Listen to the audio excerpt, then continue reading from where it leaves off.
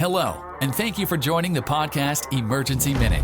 Your host is an emergency medicine physician who brings over 20 years of experience in healthcare. Dr. Parente will take you through some of the trending topics and challenges faced in the ER and all of healthcare. Join in the fight against misinformation, and don't forget to follow on social media at Dr. J. Parente. Now, here's your host, Dr. John Parente. All right, welcome back, everyone, to Emergency Minute. Hard to believe this is episode number 17, a day in the life of an ER physician. I want to thank everyone that joined me last time for episode 16, which is obesity, and what they told you is a big fat lie. Got some great reviews, saw a big bump in my reviews on Apple and also Spotify, so I do appreciate that. I certainly encourage you to go out and leave a review on any podcast platform that you use. It definitely helps me. I put a ton of time, and actually I do put a ton of money into this. Hard to believe with all the editing that has to be done and everything else. So I do appreciate your support. I am trying to grow that presence on social media in order to get this show out there. So please join me on YouTube, Instagram. I'm at Dr. J. Parente. Of course, I'm on TikTok and Facebook as well. All right, so throughout the show today, I'm going to discuss what it's like to be an ER physician during basically one day. And you're going to hear me kind of go through the show, and it's going to sound a little bit like I'm whining or that I'm saying my job is harder than yours, because it is. I'm joking. Maybe not. I don't know. But at the same time, I want to discuss what my life looks like during an ER shift. And that would be almost impossible to do without describing some of the difficulties and the challenges that we face. So it may sound like I'm whining, but I'm not trying to. So join me today for a day in the life of an ER physician, like these influencers on TikTok and Instagram. Solid. All right. So before we get started, we kind of have to understand what is an ER physician. So there's this notion of triage, and that's kind of what we do. Now, of course, that's the butt end of a joke at times where people say, well, the ER doctor is just a glorified triage nurse. Ha ha ha. Yeah, we've never heard that one before. So our job is not to diagnose. Our job, and I think, by the way, let me say that again. Our job is not to diagnose. You should not go to the emergency department and expect to have a diagnosis. Our job is to rule out life and limb threatening pathology, things that are going to kill you or take off your arm. So these things, some of these diagnoses can take days. They can take weeks, months, years. MS, some of these neurological conditions, ALS, etc. These things take forever to diagnose. It would be nearly impossible to diagnose that in the ER. That's not the purpose of the ER. The ER is to identify those acute problems right now. And the other thing we hear a lot of times is, oh, they missed my appendix 3 times. No one missed it. We did the labs, we did the CTs, we did those things, and it just wasn't there yet. Sometimes disease processes have to evolve. Now, are there cases where people have missed these things? Of course, that does exist. But for the most part, these things do take time to develop, and for us to be able to diagnose them, we have to see them. So I can't say you have appendicitis if the damn CT says you don't. So, but maybe 3 days later, it will be different. So I digress. But the point of the ER is definitely not to diagnose. So what do we do? Well, we have to be masters of efficiency. You see, in the ER, your visit has basically 3 components. You have the front end, which is like your triage and getting in the door. Then you have the things that happen while you're there. You're getting blood work, you're getting x-rays, CAT scans, whatever. And then the back end, you're going to be either transferred, admitted, or discharged. Or if you're really unlucky, you're going to go to the morgue. So this is what an ER physician does. We have to be a master of that efficiency to get patients through that process. And at the end of the day, and I think residencies do a really lousy job of teaching this. I think the residencies do a great job of teaching the medicine part, which is important, don't get me wrong, but I think they do a lousy job explaining management of resources. You are the captain of the ship. Look at me. I am the captain now. So why are the labs not back? We got to find out. Got to call. Got to be on that. Why did the nurse not give the medications, the antibiotics that were ordered an hour ago? Why is that EKG still not done? Why haven't they come to do the x-ray on the person who's literally actively dying in front of me? Where the hell is the radiologist, and why has it been 2 hours since my CT was done and I still don't have a reading? So being an ER physician just isn't about medicine. It's about managing resources in an entire department. All right, so what are some of the challenges that we face? Challenge number 1 is shift work. So obviously, this is not unique to emergency medicine. This happens to multiple disciplines across multiple different jobs, etc., places in the hospital. But I'll start with what I normally do. I work a 7 a.m. to 7 p.m. shift. And obviously, there's other people that are working afternoon shifts and night shifts and that kind of stuff. And to have the challenge of bouncing back and forth, working, random days followed by random nights or afternoons is obviously can be challenging. Now, there are some pros to this with scheduling flexibility. I could pretty much take a vacation every single month if I wanted to. That's the good news. The bad news is I would pretty much just have to sandwich all of my hours, and I typically work at least 200 hours every month. And I would have to sandwich that into like a 3-week period. So anytime I take off, I'm just basically punishing myself the rest of the month and trying to work harder in a shorter period of time. And yeah, obviously we have to work weekends, we have to work holidays, we have to work nights. It sucks, but it is part of the job that we signed up for. But yeah, I mean, when you see your friends that are in the corporate world, and they're pretty much off every night, they're off every weekend, and they're off every holiday, it does make you reconsider your life choices. All right, so what does a morning look like? Well, I get up super early, and I try to be wide awake when I do get to work at 7 o'clock. I usually like to try to get there early. And one of the reasons why, obviously being a director, I kind of have to set a good example of being there on time. Doctors are notoriously late. However, I will tell you in emergency medicine, they're not. They're pretty much there. And I always say, if you're not ready to run a code at 7 a.m. or 7 p.m. when shift change occurs, then you're kind of doing a disservice to your colleagues that are, trying to get out of there. So, you have to get there on time. I do have a story of one time for that sign out process from the night shift where, I walked in and, my colleague was, just like, oh, okay, well, in room 3 over there, there's a belly pain that's just waiting on a CAT scan. And someone just checked in for a cough and cold. And in the trauma bay, there's a gunshot to the chest. I kid you not, this actually happened. I'm like, what? You didn't lead with that? Okay, what's the status? What happened? GSW to the chest, and they've been here for about 20 or 30 minutes. And, the trauma surgeon's in there. And so have a good day. And just like walked out the door. And I'm like, you've got to be kidding me. Oh my God. So obviously I had to go into the room. And, luckily there was a surgeon there, but not an ER physician. What a disaster. And like I talk about all the time, healthcare is broken. And that story, I will never forget that story. And one time I did, actually just recently, work a shift where I walked in at 6 a.m. I was actually working 6 a.m. to 6 p.m. at this one facility. And there were 9 patients waiting to be seen. Multiple patients that had been waiting for longer than like 9, 10, 11 hours because the physician that was on had become overwhelmed with the amount of work that was needed. And, quite frankly, this physician has really no business practicing emergency medicine, but I digress.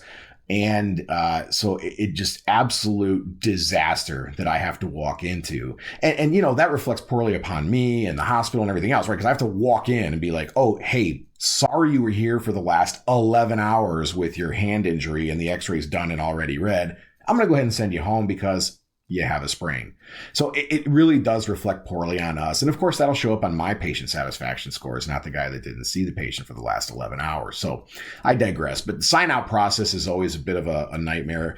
Luckily, I work in a very stable, very good group now. And so that type of stuff hardly ever happens. But I can tell you some horror stories over the years. All right. So what does a typical patient encounter look like? So I go see the patient in the room, get the history, do a quick physical exam. I come back and then I put the orders in. And at that point, that's when we open the note on the computer and we spend a lot of time in front of the computer doing the history, doing the exam and sort of documenting everything. And then I go see the next patient. Now, in the meantime, I typically work with a physician assistant and we kind of function similarly, other than they will go see the patient and do the exact same things that I'm doing on obviously different patients, but I do still have to kind of oversee what they're doing. So I look at whatever labs they're ordering, their imaging, I do look at the vital signs. And when things come back, like labs or x-rays, I do supervise them because there's a wide variety of talented and intellectually variable people that work in emergency medicine, whether it be a nurse practitioner or a physician assistant. So obviously there's different levels there and you get those levels of comfort working with people over the years.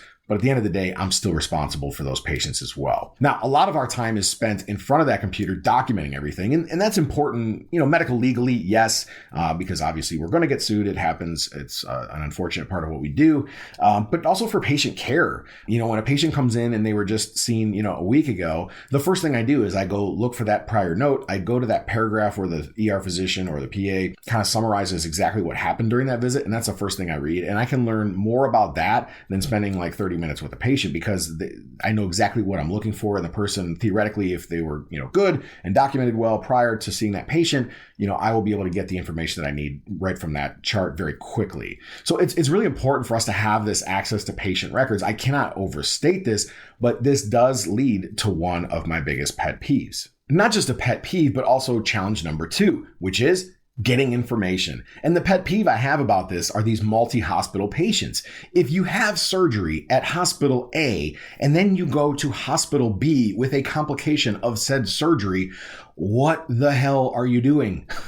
If you buy something from Home Depot, you do not return it to Lowe's or to Target. I don't understand why this happens, and it happens like 10 times a shift that people, I had surgery at Cleveland Clinic and got this tube hanging out of me. And so, it's starting to hurt. So I decided to come here to your hospital. You understand we don't have those records. You understand the surgeon that did that procedure doesn't come here. This creates a giant barrier. And it's hard for us to get this information. We have these hospital bouncers that bounce all over the place. I was at this hospital on Wednesday, and then I went to that hospital on Thursday, and now I'm at your hospital. And 2 weeks ago, I was at this other hospital, and I had blood work done there, but then I had X-ray.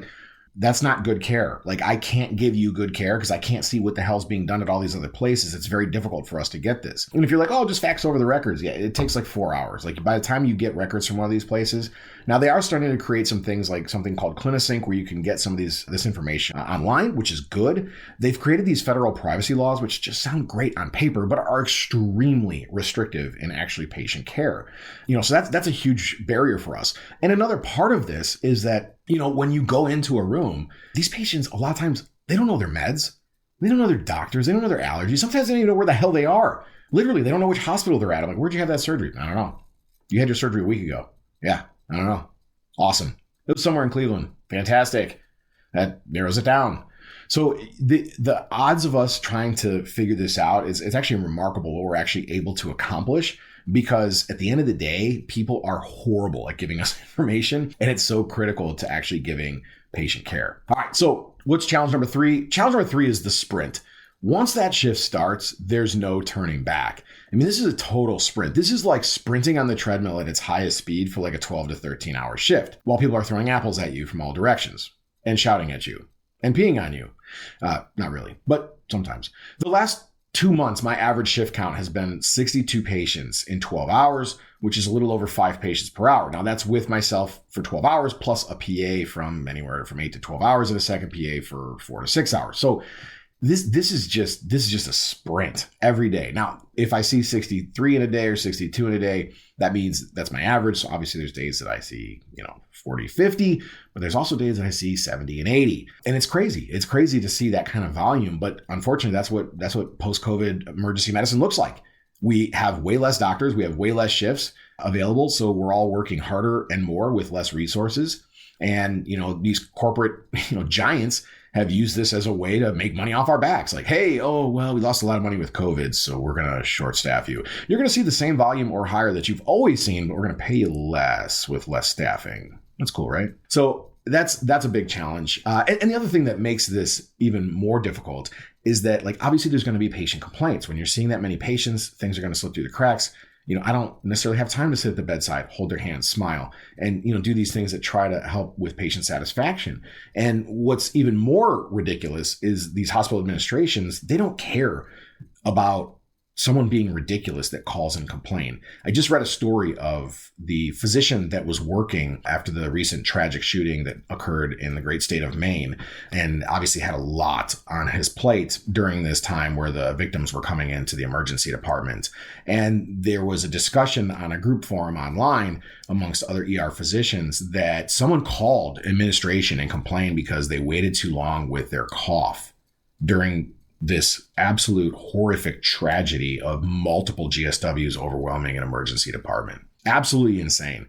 And what's crazy about this is that I guarantee you hospital administrators took that call, gave it to the director for the emergency department and said, you need to call that patient and explain and make sure you try to do service recovery. We need that patient to want to come back to our hospital. Make no mistake, healthcare is a business. And the fact that we even entertain these complaints when something like that is so ridiculous and so egregious is really disheartening, unfortunately. All right. So what's challenge number 4? What's one of the hardest things that we have to do? Well, we have to know a lot about a lot. And I remember, I know it doesn't make any sense, but like when I was going through my training, I remember hearing different descriptions of what a primary care specialist looked like versus what like a specialist, like a surgeon looked like. And, specialists know a lot of information about a little area. For example, if you're an ophthalmologist, you know a lot about the eyeball, which is a tiny little area on your head, but a primary care physician knows a little bit about a lot of different things. Like you, as a primary care physician, you need to know lots of things. What's funny about emergency medicine is you kind of need to know a lot about a lot. And we have to be a patient advocate. I mean, we have patients coming in with chest pain and cardiac issues, but they're pulmonary and now they're trauma and I need critical care. And they come in with vaginal bleeding and they come in with weird infectious diseases. And also I'm a dermatologist because they come in with a rash. And so you have to kind of know a lot of these things. And by the way, you have to be a patient advocate. Everyone seems to think that like if I call the cardiologist and I'm like, look, this patient needs to be admitted and, I think they need, X, Y, or Z. And the cardiologist is like, no, you're crazy. Send them home. If I send that patient home, something bad happens. Like I'm not off the hook. Like I don't just get like a get out of jail free card like Monopoly. I'm still on the hook and I still can get sued. And you'd be surprised how many times we have to advocate for patients. It happens every single shift. Like we call the ENT physician, we call and say, this patient needs this. And well, like, no, they don't, or, oh, I can't help you with that. Or, oh, you should send them some other place. And this goes on all day long. So I guarantee you, one of the reasons why your ER visit's delayed is there's somewhere an ER physician that's making these conversations with these hospitalists, specialists, et cetera, and trying to be a patient advocate, trying to do what is best for the patient. Yeah, just a few weeks ago, I had a hospitalist telling me to send this patient home that couldn't walk and was falling at home and had some positive back findings on like a CT of the lumbar spine. And I'm like, hey, pal, like this is medical malpractice. This is like failure to provide a safe discharge. This patient's not going home. So you need to figure out a way to do it, or we're going to go up higher. We're going to go to the CMO. I'm going to call the CEO. I'm going to call the governor or the president. I don't care. We're going to call somebody and we're going to get this patient admitted. So let's figure it out. All right. So what's the other hardest thing that we do? Well, this is challenge number 5. We juggle with constant interruption. Imagine juggling 100 balls in the air while someone's throwing knives at you. That's kind of what we do. It's just constant interruptions. They actually have studied this and they said the average ER doctor is interrupted 12 plus times per hour. Think about that for a minute. Now, they didn't come to my hospital when they were doing this because I think it's 12 times per minute, but I digress. So they've done some studies on this. They've done studies on multitasking and how it makes us all inefficient and slows us down. And somehow we have to sort of power through. And I love having this argument with people. They're like, oh, I'm a good multitasker. No, you're not. You're not. I promise you're not. You're just better at it than someone else. And the reality is if you had 10 tasks to complete, you would complete them if you sat down and did task number 1, start to finish, task number 2, start to finish without interruption. That would be faster than if you did 10% of task 1, and then you did 3% of task 4, and then you did 1% of task 10, etc. Being a multitasker, unfortunately, is inherently a very inefficient way to function. But there's really no other way to function in emergency medicine. So you kind of have to do it at the same time, understand that it is a very inefficient process. All right, so what type of interruptions do we encounter? Well, there's all kinds of things, honestly. So at any point during my shift, I hear this all the time. Dr. Parente, the pharmacist, is on line 2, wants to know about a prescription that was written yesterday. Oh, on line 1 is a family doctor that's sending in someone to be seen. Hey, Dr. Parente, room 7's in pain, and also can room 10 drink some water? Hey, doc, EMS wants you on line 2. They have a patient that's coming in that's combative and they need some orders. Oh, by the way, the psych patient just ran out the ambulance bay naked. The chronic back pain patient threw herself onto the floor. She's now laying face down. She's bleeding. We're just not sure from where. Meanwhile, there's a screaming child in the room that's closest to the ER physician because inevitably that's where the nurses love to put that screaming child. And there's an elderly woman next door screaming at the top of her lungs, "Help me!" While the police are walking through the ambulance bay with a patient that's high on meth and PCP who's being tased. I digress. Moving on. Those are all very realistic things that happen every day. All right, so what's challenge number 6? Well, that's just the grind. It's the middle of the shift, getting through the shift. At any given point, I could have 0 patients on the board. I could have 35.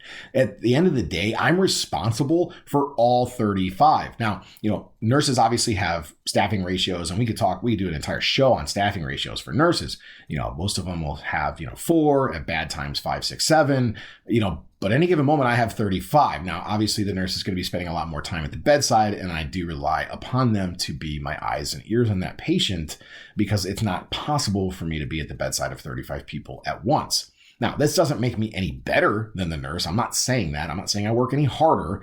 But if that patient dies, and the patient dies in the room or dies worse yet in the waiting room, that's on me. It's not on the nurse. Are they going to name a nurse in a lawsuit? Sure, it could happen. I mean, I know one just happened down in South Carolina recently, but that was a whole different situation where that nurse pushed a medication that was not ordered and it was the wrong one, and it did cause a death. And that's a whole another podcast we could do. But my point is, I'm responsible for this patient, despite the fact that I may never have seen them. I always say the waiting room is the most dangerous room in the entire hospital, and it drives my nurses crazy. I know it does. But, a lot of these nurses are so overworked by this point that a lot of times they just don't care. Let them sit out there. We have no place to put them. They probably don't even have a real emergency. And it's kind of sad because that is a very dangerous place out there. And the thought process is, well, if we bring them back to the ER, who's going to be able to take care of them?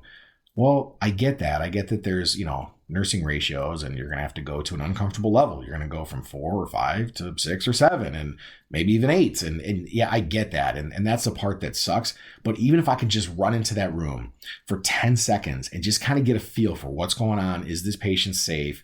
Do they have an actual medical emergency? Because, a very few percentage of patients that come to the ER actually have an actual medical emergency.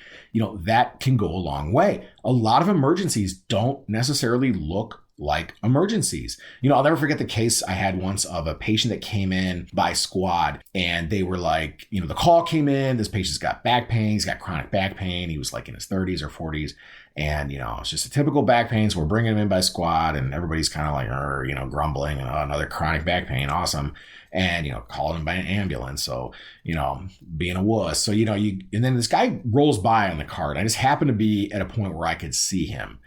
And, it was just kind of incredible to see this guy roll by, because I'm like, that guy doesn't look well. Like there's something going on there. And so I remember, well, I better go see this guy. So I go and we hook him up to the monitor, and this guy's throwing PVCs. So these irregular contractions to your heart, like all over the monitor. Now you can have those and be completely normal, but if you have a whole bunch of them, usually it's not normal. And, he was actually having what's called non-sustained VTAC, which is basically the thing that happens before you die. You go into VTAC, which is a dysrhythmia of the heart. And so he's going into VTAC. So we ended up doing this big workup. Long story short, this guy had back pain because he had emboli, which are blood clots, basically thrown all over his entire body. He had them into his brain, into his eyeballs, into his arms and legs, into his back. He just had this like shower of emboli. And I remember we, put him on a blood thinner. We did all these scans and everything else. And we flew him to a level 1 center. He ended up doing okay. But the point was, this guy came in with back pain. It probably didn't look or sound like an emergency to a lot of different people, and probably could have gone out to the waiting room or something else, and God knows what would have happened. But, there is some value in just being able to see that patient, even just for a few seconds, and saying, yeah, there's something not right with this guy. We need to look deeper right now. We can't wait. And this gets into the concept of Gestalt. And do you guys know what Gestalt is? So it's kind of like a, fancy word for your gut feeling. And they've actually studied this, and a physician's Gestalt, especially, someone that's well-trained and has a lot of experience, is, basically more sensitive than just about any other test we order. Meaning, if your gut feeling tells you that there's something wrong with that dude, then there probably is something wrong with that dude. And I remember my Gestalt on that guy was, oh boy, this is not our average back pain. We need to get this guy looked at right away. All right, so what's challenge number 7? Well, let's talk about the types of people and the types of patients that we deal with every day. Now, if you think about your neighbor as the guy that comes to the ER, probably not, although my neighbor did and was happy to take care of him. But, people that have an actual emergency, like, yeah, that's your neighbor. But there's like this entire subculture of patients that comes to the ER. I think if the general public saw what we saw on a daily basis, there would be a collective dropping of the jaw. I want to plug an interesting case where I had a chest cracked open doing cardiac massage, As we were rolling by, patients and family members, and I discussed this on my most recent podcast of Interesting Cases. But moving on, obviously something like that is truly shocking to see. However, the day-to-day horror that we experience in the ER is really something that you can't describe. And it really can only be exceeded by people that have awful experiences, like I'm sure a lot of our military members have to endure. God bless them. So, we are yelled at, we're spit on, assaulted, puked on, pissed on. We have screaming drunk patients who are just punched in the mouth and beat up, spitting blood with their tooth hanging, and fighting us as we're trying to help them. We're doing CPR on patients covered in vomit and stool that piss themselves and then laid in it for 3 days. We do wound care on patients that have maggots crawling on their diabetic foot ulcers. We have to find a way to take care of a 900-pound person that needs intubated or needs a procedure, who, by the way, doesn't fit in our CT scanner. Then we have the homeless person who comes to the ER for God knows what random complaints because they have no other place to go. But then at the end of the day, they're so ungrateful, they refuse to leave. And then we have old people everywhere who are usually falling. They're getting horrible care at home from their families or even their nursing homes. We can't send them home because they're too weak and falling, but we can't admit them because they actually don't have a medical diagnosis for admission. So at any given time, I can look at my board and I can just be overwhelmed with what's going on. I have 3 abdominal pains that are pending CT scan. I have the trauma that just came in. A stroke is rolling in through the door. I have 3 squads out on a 3-car MVC with God knows how many victims are coming in. I've got the sore throat that's been waiting for an hour. The cold that's over there as well that, has a sore throat for the last 10 minutes and they came in by squad because that actually has happened. We have the chest pain patients that we're kind of concerned about. Then we have the septic patient that's, crashing and the nurse keeps coming over saying, hey, their pressure's dropping. Now they need oxygen. You need to give them, we need to order antibiotics. They need more fluid. Now they need BiPAP, they need intubated, and you're managing this critical care patient, and oh, by the way, you got to meet all your stroke metrics. Don't forget the patient is here, if we're going to give TPA, got to do it in under 30 minutes, run over to the CAT scanner, hurry up. And it's just an absolute grind. And in order to be able to do this, it's actually pretty remarkable that we're able to do this. So challenge number 8 is short memory. And I put this one in here because, this scenario of the dead baby being brought through the door is like every ER physician's complete nightmare. And it's happened to all of us. It happens more often than you care to admit and care to talk about. But we have to take care of that baby to the best of our abilities. And look, when people die, it's sad. Don't get me wrong, but we have a pretty hardened exterior shell, healthcare workers in general, specifically that work in the emergency room. When grandma dies, it's a sad day for everyone. But when you lose a 6-month-old, a 9-year-old, a 7-year-old, those are all patients I've lost over my career. It sticks with you. And I'll tell you, it weighs on the entire department. And the bad news is, you're sweating, you have tears, you're trying to manage the resources that we've discussed about, this patient that just died that's 6 months old. And you just have to turn it off and you got to go see the next patient. And by the way, now everybody's pissed. And so you got to go talk to the back pain that's standing in the doorway, staring at you as if standing there and staring at me is going to, make me get to their, situation any faster. You just have to be able to turn it off and then just keep going. And I talk about this often, this sort of air traffic controller analogy. And when an air traffic controller is involved in a really bad, horrific experience or a near horrific experience, they're taken out of circulation. They're taken out and someone else is brought in that's fresh and has a, clean slate, so to speak. And I think that's great. I think that's fantastic because, there's this emotional component that does kind of cloud your ability to think clearly at that time. And, in the emergency room, unfortunately, we don't have that. Hospitals are operating at these super thin margins. The people that are staffing the emergency departments obviously have to make profit off of our backs. That's just the reality. So we don't have an on-call physician. I can't just leave my shift. So I have to just turn it off. If I'm lucky, I go in the back and take 5 minutes to sort of just, try to clear my head about what just happened. And then go see the pissed off patients that are mad they've been waiting for an hour or two because, we're doing CPR on a 6-month-old. So if you're wondering why your ER visit takes so long, this is a pretty good refresher. I'd highly recommend you take a listen to my podcast from February. Why does my ER visit take so long? But look, at the end of the day, all shifts do end. And that's the best part of the shift. That's the best part of shift work, is the light at the end of the tunnel. And so, when that does happen, we have a sign out process. Some hospitals, you have to kind of stay and finish what you're doing, but obviously you're going to be not picking up for, new patients for the entirety of the shift, because that doesn't make any sense. Otherwise you'd be staying late every single day. Luckily where I work, pretty much 7 o'clock, we walk out the door unless there's something that we can kind of get, rectified in the next 15 or 30 minutes. All right. Challenge number 9 is decompressing. So this is a big challenge. That drive home, this need for unwinding and decompressing from a shift is critical. And, I do drive almost, 40 minutes to my main hospital, but there's some other hospitals I work at that I drive like an hour or so. And, honestly, that drive is kind of good. I kind of need that drive because I have to be able to flip the switch on some level. When I get home, I have to, talk to my wife. I have to be a dad. I have to smile and be present as a father and not just be, there physically. I have to be there mentally, which is really hard to do, especially after, seeing some of the stuff that we see and enduring that and talking to these families and having people yelling at you and just these emotional roller coasters that we go through.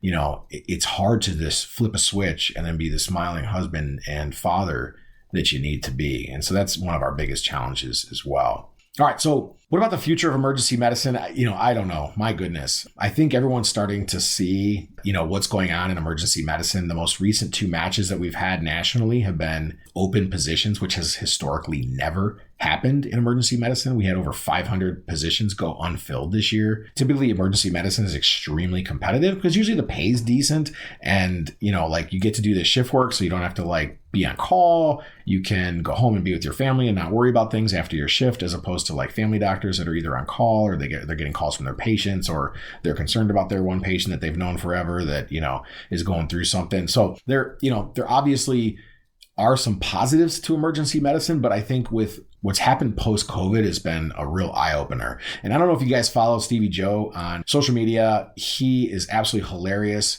He is a former ER tech. Everyone thinks he's an ER doctor or an ER nurse. He's not. He's an ER tech who made it big, making videos, basically making fun of patients and emergency department patients on TikTok and Instagram. And now he does stand-up comedy and he goes around the country. But anyways, I just listened to a podcast where he talked about, COVID and the nursing shortage and how, this has created a big problem. And I obviously discussed this in a lot of my podcasts as well. He's talking about how now charge nurses are 2 years out of training and things like that, because people are either going some other place, they're not going into nursing, they're going to become nurse practitioners, they're doing something else because, to be an ER nurse and to work in the emergency department in general is just, it's a very difficult grind. And you have to have a certain type of person that can do that. And not everyone can do that. And then furthermore, why are people not going into emergency medicine? Well, I haven't had a raise in 10 years. I've taken multiple pay cuts. I'm seeing more patients now than I ever have before with less resources. That's not a good thing. When you see your friends getting promoted and, oh, this one's just got a nice promotion and this one's moving up the corporate ladder, what am I going to do? I can't go up the corporate ladder. I'm not getting promoted. I haven't had a raise in 10 years. I'm actually losing money and I'm working harder than I ever have. So you can see why people are not going into emergency medicine. It's not for everyone. And we'll see. I don't know what the future holds, to be quite honest. But as always, I try to end on a positive note. I think one of the things that I am very proud of in the emergency room is that we do function as America's safety net. If you don't have a place to go, if you have a medical emergency, you can't get in to see your primary care physician. Maybe you just got fired from your pain management doctor. Urologist won't see you. Do you need a work note? Grandma's falling down and isn't safe to live at home anymore? Come to the ER. You have a sore throat for 30 minutes and you came in by squad? We're here for you. We truly are America's safety net. When there's no other place for you to go, you come to the emergency room. And you'd be surprised the things that we deal with, not just medically, a lot of social issues as well. So that's what we're here for. And I am proud of that. I'm proud of the work that we do. I wish we could do more, but it's just not possible in the short time that we get. So I want to thank everyone for joining me today for a show where we discussed a day in the life of an ER physician. I hope I shed some light on why your ER visits take so long, and be kind to us when we're grumpy. I apologize for not doing the podcast on how broken healthcare is. That'll be my next one, but I wanted to dedicate some more time and resources to that podcast because I think this is at the core of my presence on social media and why I wanted to do this podcasting thing to begin with. So join me next time for How Broken Healthcare Is. I think you're definitely going to want to hear that and not wanting to miss that one as well. And again, thank you to everyone leaving me all the love on social media and the reviews on Apple and Spotify or wherever you get your podcast. I truly do appreciate you, and I appreciate you getting this show out there and up and off the ground. As always, peace, love, and happiness to everyone. Cheers, guys. Thanks for joining us this week on Emergency Minute. Join us next time for more hard-hitting discussions on some of today's issues in healthcare. Don't forget to leave us a review on Spotify or follow on social media at Dr. J. Parente.